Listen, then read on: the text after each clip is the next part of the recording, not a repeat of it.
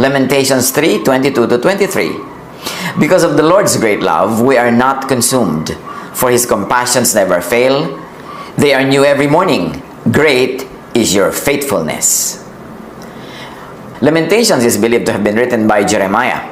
And to read it in the easy-to-read version, we are still alive because the Lord's faithful love never ends. Every morning, He shows it in new ways. You are so very true and loyal. Ito isang very, very dearly loved set of verses. And our main task now is to know, in addition to the usual reading, how to understand and apply these verses, how to see and receive God's eternal and faithful love in its new forms every morning, and thus stay alive. At paano magiging relevant sa ating panahon ngayon ang magiging reading natin and review sa mahalagang mga verses na ito. Ang pamagat ng ating pag-aaral, survive times of crisis. First, the context of the verses are about extreme sufferings that the nation and the writer had experienced. So let us have some glimpses into such suffering essayed by the attendant verses surrounding our theme verses. I am a man who has seen much trouble. God beat us with a stick. He led and brought me into darkness, not light. He turned His hand against me. Even when I cry out and ask for help, He does not listen to my prayer. I thought I would never have peace again. I forgot about good things. I said to myself, I no longer have any hope that the Lord will help me. And we should note that the sufferings are believed to be associated with the conquest and oppression by Babylon or some other power. And we should also note that the people of ancient Judah and Israel ascribed to God everything that happened, whether it was good or bad. Even a lying spirit or an evil spirit from the Lord, they ascribed to God. Sa tingin kasi nila, walang nangyayari sa mundo na hindi galing sa Diyos, hindi pinapayagan ng Diyos. So they ascribe all of this, their defeats, their sorrows, their sufferings, as if God personally and subjectively acts and reacts all the time to whatever the nation does. They believed that they were supremely special to God, so they got confused whenever they got defeated and conquered by foreign powers. Then, this confusion and disappointment is instantly quelled by the belief that their defeat and suffering are God's punishment to them whenever they disobeyed. So nagkaroon ng pinaglalagyan ang mga pagtataka nila, pagdududa, ang mga pag-aalinlangan. So dahil naniniwala sila na sila ay paborito ng Diyos, pagka sila ngayon ay nagdurusa na sasakop na ibang bansa, dumaranas ng mga malagim na mga bagay, ang kanilang dahilan at idinadahilan ay nagiging masuwayin sila sa Diyos, kaya sila pinarurusahan. Na para bagang ang Diyos ay nag-react sa bawat gagawin nila and actively participating in their daily life, ready to punish or reward at every given time. But to plumb the meaning and application of the contextual verses of Lamentations 3, we need a fresh take on its other underappreciated meaning. Alam niyo naman syempre, maraming layers of meaning ang scripture. At merong mga nagiging paboritong pakahulugan, interpretation, application, ang generations of believers, at kumisan merong mga hindi gaanong napapansin o na-appreciate na pagbasa at pagpapakahulugan sa mga verses. At yan ngayon ang ating tatangkain. Na bigyan ng bagong pansin at tapunan ng bagong liwanag ang maaring iba pang kahulugan ng verses ng Lamentations na ito para sa atin ngayon. At balikan natin ang Genesis. Genesis 2:2-3 sa paglikha ng Diyos sa buong sansinukob. By the seventh day, God had finished the work He had been doing. So on the seventh day, He rested from all His work. He rested from all the work of creating. So sabi ng Genesis, nilikha ng Diyos ang lahat ng nilikha niya sa 6 na araw at sa ikapitong araw nagpahinga siya. Ibig sabihin, nung dumating uli yung next cycle of the 7-day week, nung dumating uli yung first day, hindi na nagtrabaho uli ang Diyos noon kasi na-create na niya lahat. So patuloy na siyang laging nakapahinga. Hindi na siya actively creating, recreating dahil ang ginawa niyang system sa kanyang creation is a system that kept on recreating itself, that kept on using what could be used, that kept on recycling everything. God had finished creation, set unchanging natural law to govern creation, and has set creation on autopilot. So, hindi na kailangan ng Diyos na bumaba mula sa langit para pabagsakin ng isang batong babagsak dapat. Kaya naglagay na siya ng gravity. Nakatakda na lahat ang laws of nature, ang laws of physics, ang laws of mathematics, laws of chemistry, laws of electricity. Kaya ang lahat ng yan ay automatic nang umaandar. At rest, God may not have to personally and subjectively act and react, answer or ignore, reward or punish, give or take to creation and to creatures. However, may choice naman siya kung gusto niya gawin yun. But, the rule is, God is at rest when it comes to matter of creation and recreation. Miracle, or what we call miracle, is when God arises from God's rest, personally and subjectively intervenes, suspends, bypasses, or supersedes natural law to accommodate prayer or do something out of the books. Nakaset na lahat. Meron ang gravity. Kahit ka banal, kahit ka makasalanan, pag nadulas ka at nasa gilid ka ng bangin, mahuhulog ka. Hindi mo kailangang mag-pray na mahulog ka. Automatically mahuhulog ka. At kahit ka naman pray na huwag ka mahuhulog ka pa rin kasi may gravity. Unless, of course, nagkaroon ng miracle that God suspends natural law. In other words, everything is set. And even the much demonized Big Bang Theory says that all the fundamental forces of the universe, namely electromagnetic force, weak force, strong force, and gravity, emerge in less than a second. These four forces govern all the laws and interactions of the universe. And I will not belabor this theory, but the point is, even that says, nakaset na ang lahat ng bagay. Godliness, blessedness, answered prayer, is in knowing and obeying God's will, which is expressed in natural law. Dahil God ang nag-create ng lahat, paano mo mas makikilala ang Diyos in an objective way? Kilalanin mo ang creation. Kasi kahit sabi sa Romans, nagpapakilala ang may likha sa pamamagitan ng kanyang nilikha. Makikilala mo ang designer pag tinignan mo yung design. At makikilala mo ang Diyos, ang kanyang tunay na will, pag kinilala mo, yung will niya na yon embedded in nature. Now, for the sustainability and balance of creation, God has established natural law, like recycling, balance, correction, and other things. Now, nature is built on the concept of giving and receiving, of reciprocation. Even scriptures say the same. 1 John 4:19, we love because He first loved us. Diba? Cyclical yan. Matthew 7:12, so in everything, do to others what you would have them do to you. For this sums up the law and the prophets. So ang talagang main essence of the law and the prophets is cycles. You give, you receive.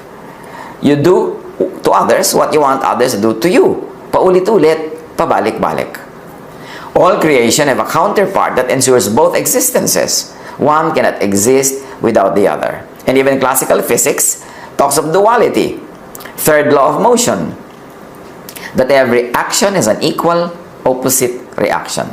And even scriptures say the same.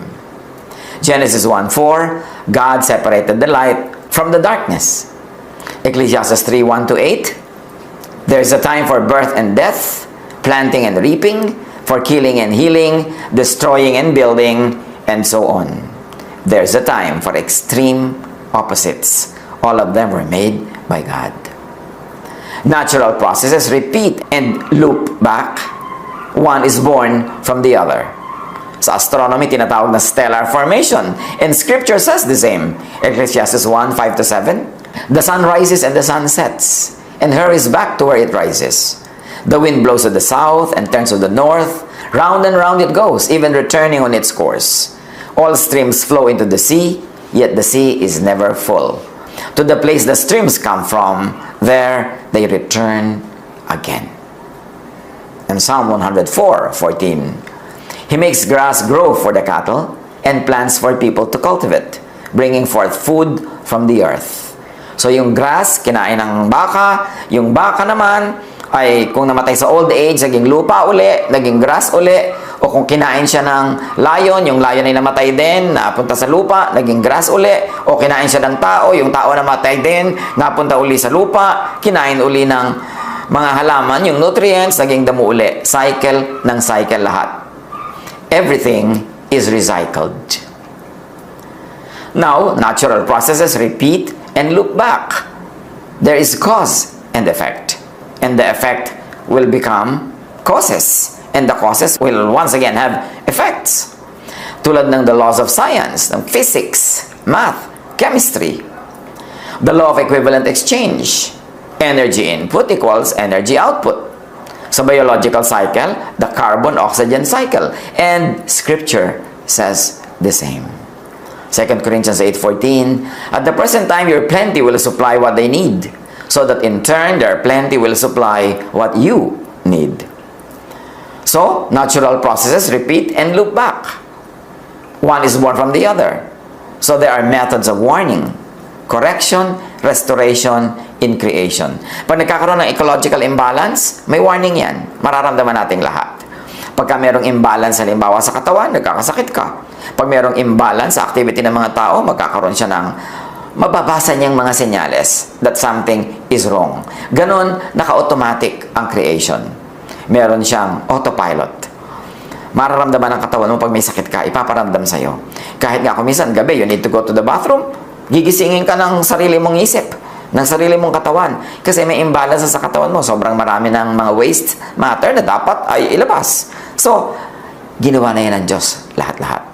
Hindi tayo kailangan gisingin ng Diyos every time na meron tayong waste matter na kailangan ilabas sa ating katawan. Built-in na sa katawan natin. At pagka hindi nagwa-work yung mga built-in systems na yan, magkakaroon ka ng sakit, mararamdaman mo, gagawa mo ng paraan, magpapagamot ka. If you are chemically imbalanced, gagamutin ka ng medications na magbibigay sa'yo ng balance. Kung meron kang psychological, psychiatric imbalance, magkakaroon ka ng counseling o bibigyan ka ng intervention ng mga medicines. Laging ang point natin ibalik sa balance kasi kinreate ang Diyos na may balance at dapat nagre-rebalance automatically ang creation. Now, the law of balance. All processes will continue to move in exchange with each other until both reach an equilibrium. Ganyan din sa ecology at sa ecological balance. And then Scripture says the same. Proverbs 21:13, whoever shuts their ears to the cry of the poor will also cry out and not be answered. Ang tawag ng iba pa nga, karma. James 4:3, you ask and do not receive because you ask wrongly to spend it on your passions. You are not asking so that you will receive it and you can also give and share. You want it only for yourself, it will not be given to you because the cycle will be cut. There will be no automatic rebalancing of everything, so hindi ibibigay sa iyo ang hinihingi mo. Luke 17:33, whoever tries to keep their life will lose it, and whoever loses their life will preserve it. So you see this rule? You keep what you give away. You give what you want to keep. Pabalik-balik, paulit-ulit. And we should take note, as we have said before, God does not have to personally act and react each and every time humans did something right. And here, by right, we like to attach the meaning in accordance with established natural law. So, pag may ginagawa kang tama, natutulog kang mabuti, nag-aaral ka, uma-attend ka sa mga klase, ang nangyayari, pag nag-exam, papasa ka because you are doing what is right according to natural law. Ngayon, hindi ka nag-aaral, nagpuyat ka, naglakwatsa ka, you are not doing what natural law tells you to do, hindi ka papasa, hindi mo magagawa yung gusto mong gawin, it will not work. So, when you do the right thing, God rewards you. When you do what is right in accordance with natural law, the whole system will reward you because you are in harmony with the system. Now, what happens if what you do is wrong or not in accordance with established natural law? Then, as we have said, the system punishes you. Right or wrong here could be according to religious law, and usually that is what we mean by right or wrong. But religious law is mostly man-made. Kaya iba-ibang sekta, iba-ibang religion, iba-iba yung laws. So, paano mo matitiyak na God ang may gawa niyan iba-iba nga yung mga laws ng iba-iba mga religions. Kaya hindi lahat ng prayers ng religious ay answered. Kasi hindi como religious ay in accordance na agad with God's will. God's will or God's law is more reliably embedded in natural law. which is surely of God's making, than in religious or sectarian laws, which are mostly man-made. At dito marami nagtataka, nadidisappoint at nadidisillusion. Bakit ako religious? Nagkasakit din ako. Bakit ang dami-dami na nagpe-pray, namatay pa rin yung pasyente? Bakit masunurin sa lahat ng katuruan ng aming relihiyon ng taong ito, tas nabunggo ng tren? Maraming nagtataka. Pero ang point is, may natural law. Kahit dala mo lahat ng Biblia sa buhay mo, tas naglalakad ka sa release ng tren nang hindi ka nakatingin at may tren, lalo ngayon, mabilis-bilis na ang mga tren, masasagasaan ka. Kahit anong version ng Bible ang dala-dala mo dyan. Na kahit na ipagdasal ka ng pagkarami-raming tao, pero pinabayaan mo yung katawan mo, nagkaroon ka ng mga sakit na nakukuha because of a very, very unhealthful lifestyle, binrake mo ang natural law, therefore binrake mo ang God's will, therefore meron yung automatic consequence. Hindi kailangan bumaba ng Diyos mula sa langit para ka bigyan ng sakit. Hindi ka bibigyan ng Diyos ng sakit subjectively. Yung sakit, automatically, objectively will come to you when there is imbalance in your body because you break God's will expressed in natural law. Yan lang naman ang gusto natin kanina pang i-emphasize at i-point out. A very fresh reading of Lamentations. What does it mean that the blessing of the Lord is new every morning? What does it mean that the Lord will favor those who are living in accordance with His will? What does it mean to follow God's will? Kung ba religious ka, sinusunod mo na God's will, di ba magkakatunggali nga ang maraming mga religious beliefs, magkakaiba ng reading kung ano ang God's will. At syempre, bias yung mga tao kung ano yung religion nila, yun ang tamang religion. Pero yun din ang iniisip nung nado sa kabilang religion. So ano ang talagang malalaman mong God's will? Gravity is God's will. Kasi kahit anong relihiyon mo, may gravity. Velocity is God's will. Kasi kahit anong relihiyon mo, bumangga ka sa mas malaki sa'yo at mas mabilis, ikaw yung matutumba. Because the law of mass. So, tulad na sinasabi natin, the will of God is very objectively expressed in natural law. So, tinignan natin ngayon kung anong ibig sabihin ng godliness vis-a-vis natural law. Lagi kasi ang binibigyan nating meaning sa godliness, yung religious meaning nito Kaya maraming nadidisappoint na napaka-religious nila, ba't hindi sila gumaling? Ba't hindi sila yumaman? Ba't hindi sila pumasa? Kasi nabibreak nila yung natural law, which is the clearer will of God expressed in nature. Siyempre, meron din namang mga religious laws na talagang godly, natural. Meron mga religious policies na talagang from God. Pero paano mo malalaman ang lahat-lahat ng policies kung talagang from God? Especially kung ang mga policies, mga beliefs at interpretations ay magkakasalungat.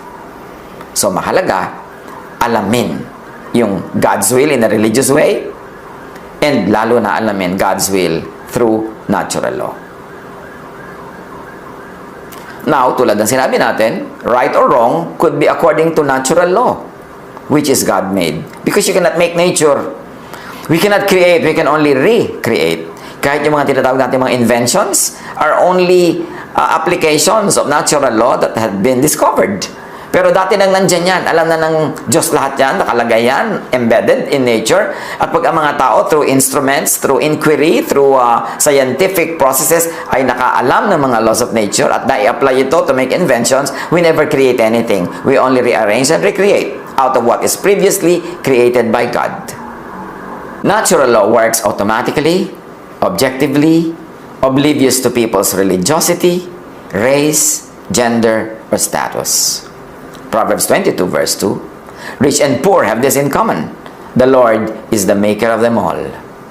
At sinabi rin sa New Testament, there is now no more man or woman, Jew or Gentile, slave or free, dahil kay Jesus lahat ay pantay-pantay at pare-pareho ng muli. Ibinalik ni Jesus sa original status ang humanity na masyadong na-distort ng maraming mga religious experiences of humanity throughout time. Now, an important part of natural law is this. Chance. Kasala yan sa natural law. At naiintindihan niya ni Solomon, sabi niya sa Ecclesiastes 9:11, the race is not to the swift, or the battle to the strong, nor does food come to the wise, or wealth to the brilliant, or favor to the learned, but time and chance happen to them all. Do not be disoriented when chance or stuff happens. Kasala yon. Meron yung accommodation within natural law.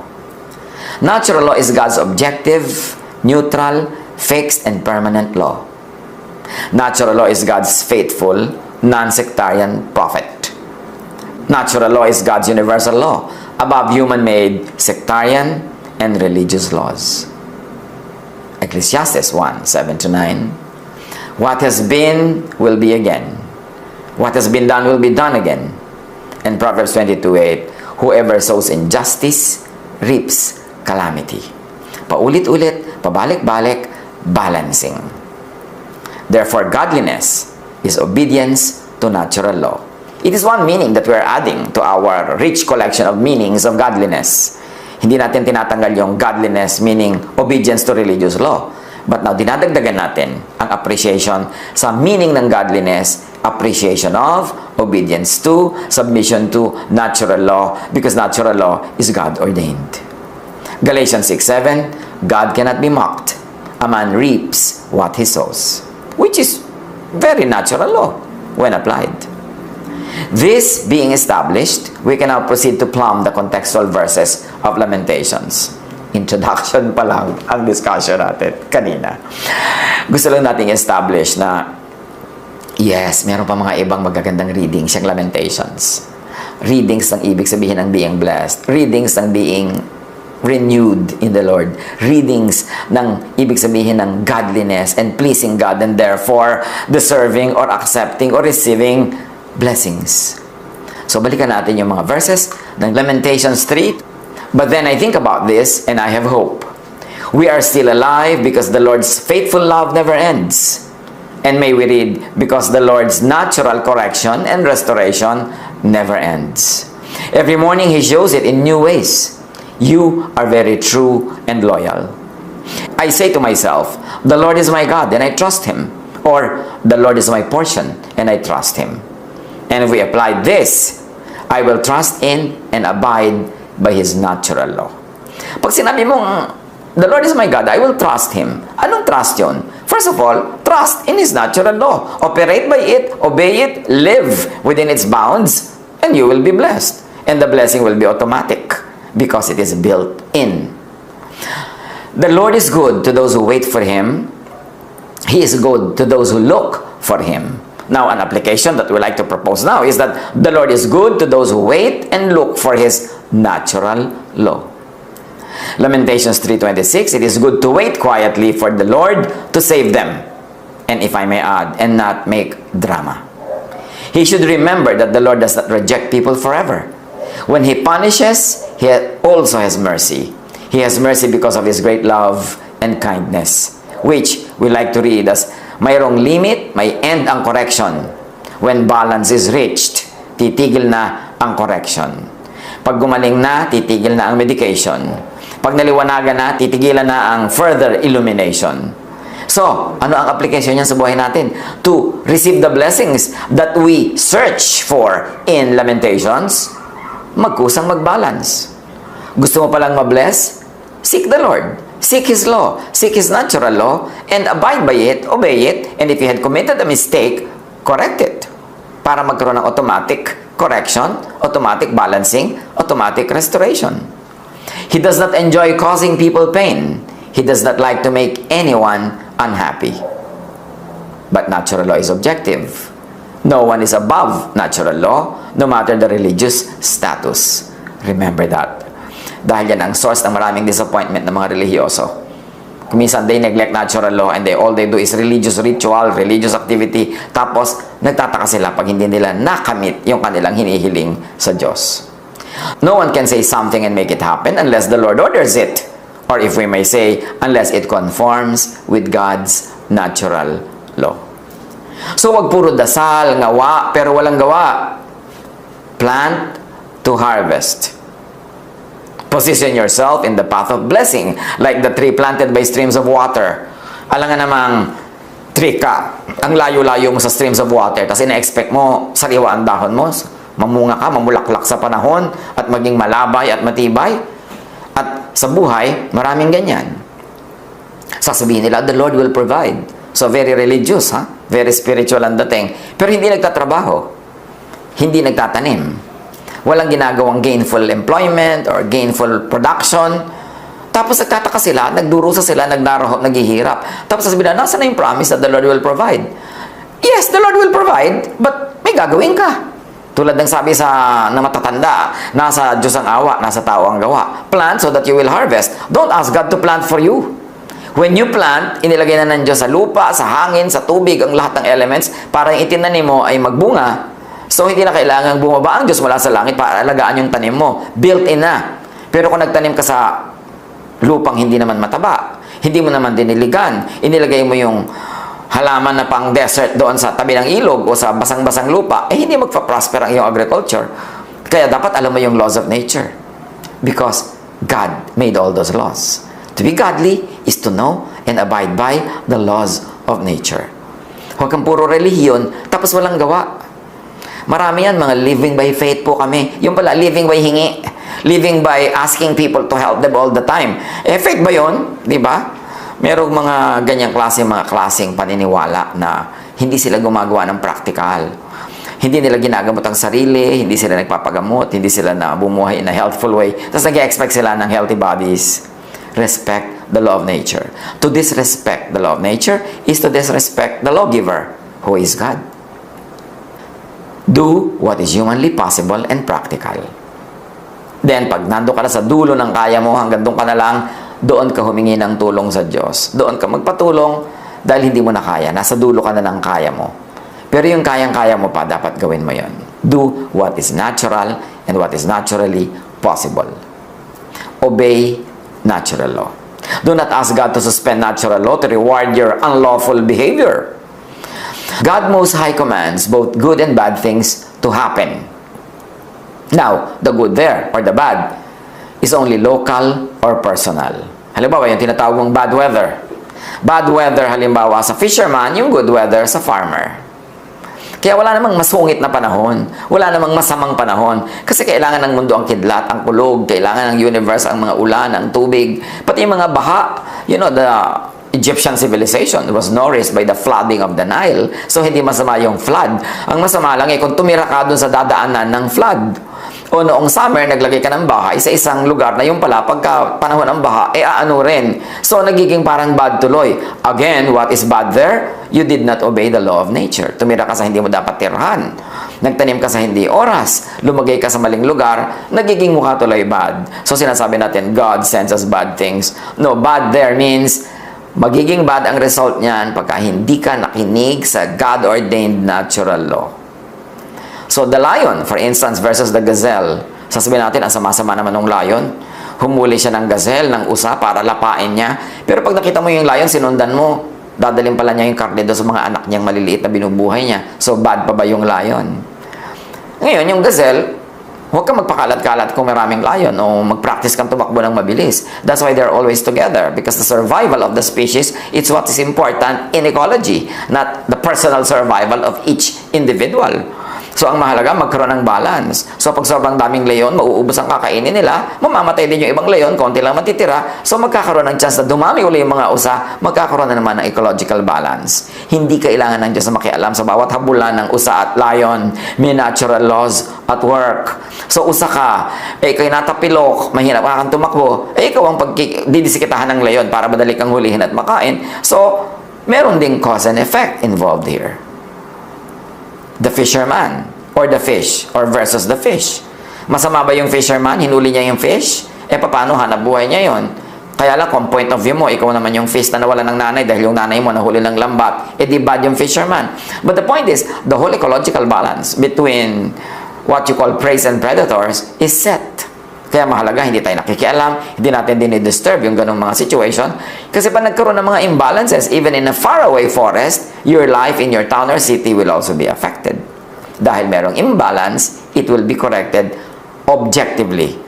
Kahit anong dasal ang gawin mo dyan, ang kailangan, yung dasal mo is in accordance with God's will. Mag-reforest ka. Huwag ka lang magdasal, Diyos ko, huwag niyo pong pabahain. Ang tanong ng Diyos, kalbo ang mga gubat, ba't mo kinalbo? Magkakabaha talaga. Don't make me suspend the laws of nature that had been there even before you were born. Why don't you just conform? Bakit mo pinapabayagan yung mga tao na kalbuhin nila mga gubat? Tapos sila lang yung nakikinabang, ang dami-dami mga tao, babahain, sila yung magugutom, sila yung malulunod, sila yung maiistorbo sa kanilang hanap buhay, magkakaroon ng imbalance ang buhay nyo kasi merong imbalance yung nature. So kahit anong gawing dasal, ang mga relihiyon, kailangan yung dasal na yun is in accordance also with practical obedience to the other will of God that is not religious. The scientific, the natural law of God. Universally, everything in creation is good. Why? Genesis 1:31. God saw that all He had made, and it was very good. Dapat lang tayong mga creation ay nasa tamang lugar at ginagawa natin ang mga bagay sa tamang panahon. Ecclesiastes 3:11, He has made everything beautiful in its time. No one alive can complain when He punishes them for their sins. Let us check and see what we have done. Then let us turn back to God.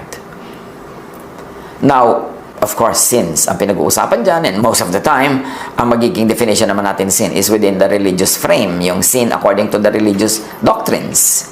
But sin could be moral or religious, and also, as we have been laboring to explain, sin can be acts against natural law, science, logic, and common sense. Bakit sin yun? Because when you sin against natural law, you are sinning against the lawgiver who is God. So, merong sin na religious at merong sin na sin against natural law. Dahil merong cause and effect, merong consequence, therefore may punishment. Let us lift up our hearts and our hands to the God of heaven. And we can read this, enrich its reading, add to its reading, to mean let us submit to and abide by God's natural law. Let us say to Him, we have sinned and have been stubborn. Because of this, you have not forgiven us. So ano yan? Cause and effect lang. Huwag natin personalin. Yung iba, sobrang pinapersonal, nagtatampo pa sa Diyos. Yung, bakit ipinagdasal ko po ang nanay ko, tapos namatay pa rin? Bakit naman, napakabait ng tatay ko sa dinami-rami ng mga tao, bakit siya pa po yung namatay? So magtatampo sa Diyos, hindi na magba-Bible study, hindi na magpe-pray, bibitawan ng ministry. Ang tanong ito, sinunod ba ninyo ang natural law? Yes, sinunod naman po namin lahat. Pray pa po kami ng pray. Well, may isa pang natural law, time and chance. Nasabi ng napakatalinong si Solomon, hindi lahat ng mabilis ang nananalo sa karera. Hindi lahat ng matalino ang nagkakaroon ng pagkain, at hindi lahat ng iyong inaasahan at ginagawa mo kung ano yung practical, mangyayari. Sabi niya, time and chance happens to all. Huwag personalin pag natamaan tayo ng time and chance. Parang natamaan ka ng kidlat, huwag mong personalin. Hindi pinlano ng Diyos na sa ganung oras, sa ganung lugar, ilagay ka doon para tamaan ka ng kidlat sa lugar na yon. Time and chance. At meron naman, cause and effect. Naglalakad ka sa isang very exposed area, may mga kulog, kidlat, nakapayong ka ng metallic payong, tinamaan siyempre ng kidlat yung payong mo because it attracts yung kidlat. May scientific reason yan. Therefore, binrake mo yung natural law, may consequence. God did not have to personally punish you kasi all of that is built into creation. You just have to, like a plant, put yourself near living waters. Ilagay mo ang sarili mo sa tama at mapapabuti ka. Gawin mo mga bagay sa tamang timing at mapapabuti ka. You wrap yourself with anger. You chased us. You killed us without mercy. Ito ay sinasabi ng Lamentations addressed to God. But this is not personal or subjective. This is just cause and effect. Pag humawak ka sa live wire, huwag mo sabihin pinatay ako ng Diyos. Hindi kailangan bumaba ang Diyos sa langit para kakuryentihin. Nandun yun. Kailangan alam mo yun. At huwag mong hawakan yun, huwag ka mag-expose doon. Paano kung hindi mo alam? Well, ignorance of the law excuses no one. Kaya dapat mong alamin. At huwag kang magtampo.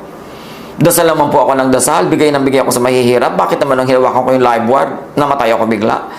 Natural law Huwag personalin. Objective yan, hindi subjective. You wrapped yourself in a cloud so no prayer could get through. Dito nagmumukhang hindi nakikinig ang Diyos sa dasal, ayaw niyang makinig, but the objective laws of nature cannot and should not be trivialized by subjective pleadings. Hindi ka nag-aral, tapos magdadasal ka dyan na pumasa sa exam, yun yung sinasabing hindi dininig yung prayer. Hindi lumusot, hindi pumasok. Kasi, not in accordance with natural law. Para ka magkaroon ng alam na isasagot sa exam, dapat kang mag-aral. Ngayon, nag-aral ka ng nag-aral, hindi pa naman yung mga napag-aralan mong itinanong, bumagsak ka pa rin, time and chance. Again, May lugar yan pag pinag-isipan natin yung laws of creation. I will continue to cry until you look down and see us, Lord.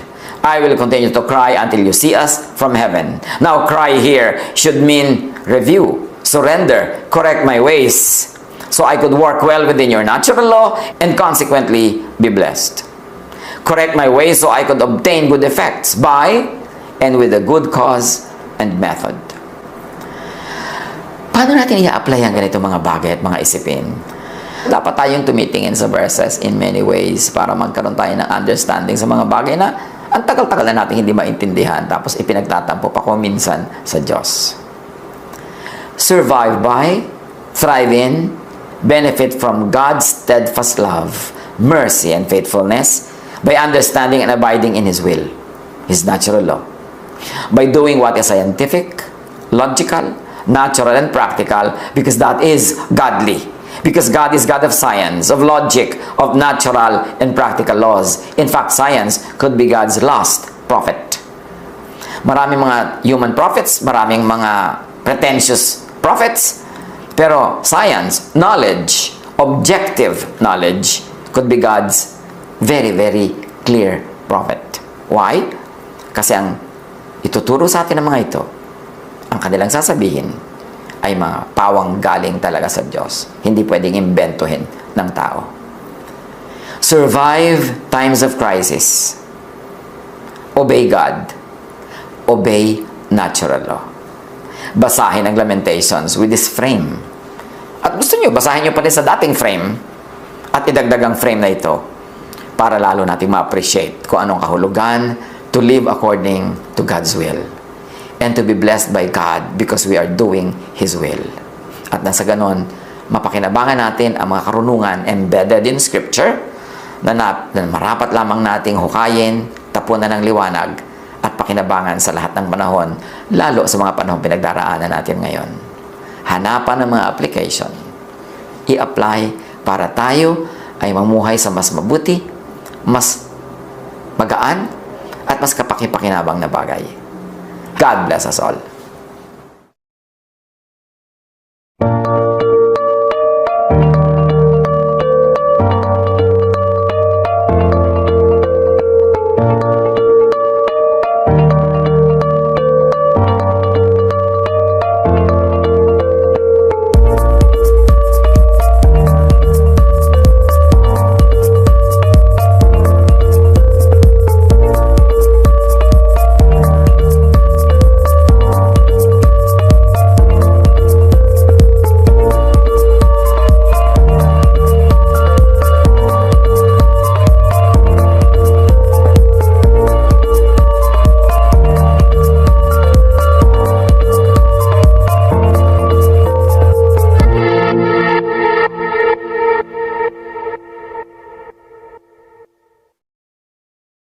Love to you, mga pamangkin. Dito tayo mag-aral ng salita ng Diyos. Dito tayo mag-aral ng mga practical na bagay, magdalanginan para sa isa't isa, makinig ng mga mensahe, at dito tayo magsasama-sama spiritually sa ating official Ed Lapiz YouTube channel na ang address ay Sabi ni Kuya Ed. Remember, dito tayo ha, Sabi ni Kuya Ed, ang ating official YouTube channel. Do not forget to subscribe. Click the subscribe button and ring the bell for notification. Like, comment, and share our official YouTube channel. Visit Ed Lapiz website for daily devotion, audio podcast, latest video message, send your prayer request, subscribe to mailing list and more. Visit edlapiz.com.ph.